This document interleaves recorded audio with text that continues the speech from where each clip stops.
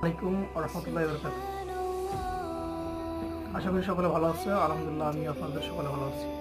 আমি যে টপিক নিয়ে আজকে আলোচনা করব সেটা হলো পর্যায় সারণী, নবম ও দশম শ্রেণীর ছাত্র ও ছাত্রীদের জন্য। চতুর্থ অধ্যায় আছে পর্যায় সারণী। পর্যায় সারণীর জনক হলো মেন্ডেলিভ।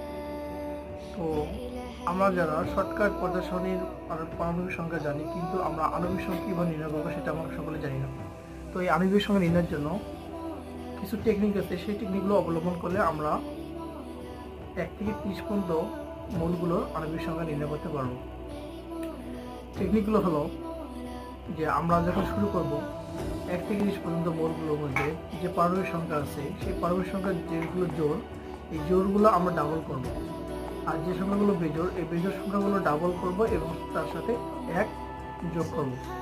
তাহলে আমরা আণবিক সংখ্যা পেয়ে যাব।